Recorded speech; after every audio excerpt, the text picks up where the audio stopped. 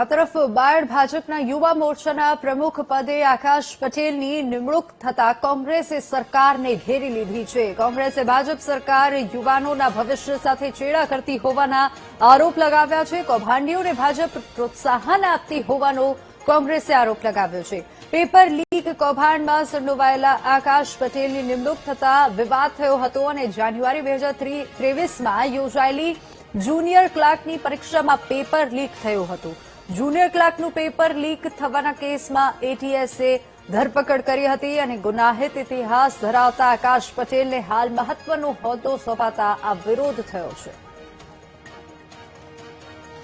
પણ આ ચમરબંધીને છોડવાને બદલે આવી ગોલમાલમાં પંકાયેલા લોકોને મોટું પદ આપીને એમને નવાજવામાં આવે એ ભારતીય જનતા પાર્ટીની નીતિ વધુ એક વખત સામે આવી. તમે જેટલું મોટું કૌભાંડ કરો તમને કમલમ તમને મોટો પદ આપે, તમે મોટું કૌભાંડ કરો તમને મોટી પોસ્ટ મળે. એ પ્રકારની આ ઘટનાક્રમોમાં ભૂતકાળમાં પણ ખોટી માર્કશીટોના કૌભાંડ, ડુપ્લિકેટ માર્કશીટના કૌભાંડીને પણ રાજ્ય સરકારે નવાજીને ભાજપ સરકારે એને પદાધિકારી બનાવ્યા હતા. વધુ એવો કિસ્સો બાયડનો આપણી સામે.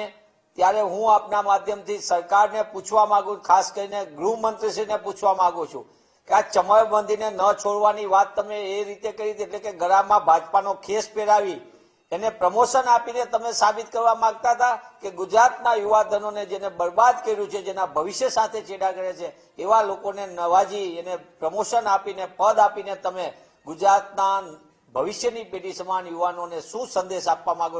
આ ભારતીય જનતા પાર્ટીની સરકાર જે ભ્રષ્ટાચારથી તય હોય, આરોપીઓ હોય તેવા લોકોને હોદ્દા આપી અને શું કરવા માંગે છે એ સમજ પડતી નથી.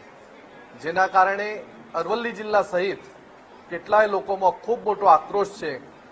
શિક્ષિત બેરોજગાર યુવાનો જ્યારે રોજગારી માટે આમ તેમ મહેનત કરતા હોય, રાત દિવસ મહેનત કરતા હોય, ત્યારે આવા પેપર લીકની અંદર જોડાયેલા લોકોને હોદ્દા આપી અને ભારતીય જનતા પાર્ટી પોતાની જે છબી છે એ લોકોની અંદર એવી ઉપસાવવા માંગે છે કે ભ્રષ્ટાચારથી આ ભાજપની સરકાર મસ્ત છે.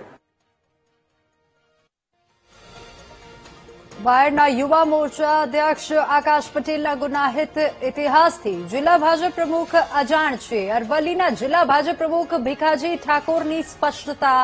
પેપર કૌભાંડમાં આકાશ પટેલનું નામ હોવાની વાતથી અજાણ ભીખાજી ઠાકોર ઘટનામાં જામીન મળી ગયા છે અને આકાશ પટેલ પર લાગેલા આરોપ સાચા હશે તો કાર્યવાહી કરીશું અને દોષિતોને ભાજપ પાર્ટીમાં કોઈ સ્થાન નથી. કોંગ્રેસના આક્ષેપ પાયા વિહોણા હોવાની વાત કરી છે.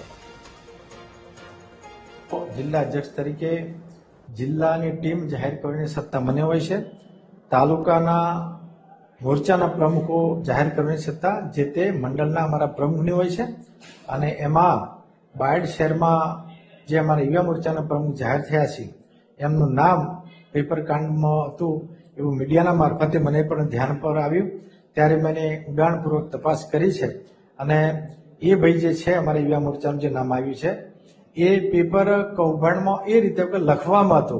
એ પોતે કોઈ બારોટ એ વખતે જે તે વખતે 2023ની અંદર કાંડ બન્યો હતો એને આખું પેપર ફોડ્યું હતું અને 27 લોકો જે લખવામાં હતા એ પૈકીમાં છોકરો તો એવું મારી ધ્યાન પર આવ્યું છે અને એમના એ વખતે ત્યાં બોલાયા હતા. એની તપાસ પણ થઈ હતી અને એમના પર કોઈ વજૂદ નથી એ રીતે એમને તાત્કાલિક જામીન પણ આપ્યા હતા.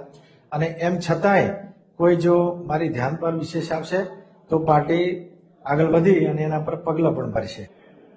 આવી નાની બાબત હોય એ પાર્ટીમાં અમારા ધ્યાન પર આવે પછી આપણે એને નિર્ણય કરતા હોઈએ છીએ. એવું કોઈ મોટું કૌભાંડમાં કે એવા વ્યક્તિને અમારા ધ્યાન પર કે એવું મોટું કોઈ હોદ્દો અમે આપેલ નથી. એટલે એમના જે આક્ષેપો છે એ વાહિયાત છે અને તથ્ય વિહોણા છે. અને મેં ફરી આપને કહું છું કે કોઈ પણ દોષિતને આ પક્ષમાં સ્થાન નથી. કદાચ એમાં દોષિત ઠરશે તો પાર્ટી પગલો ભરી અને તરત જ પાર્ટીમાંથી એને બહાર કાઢશે.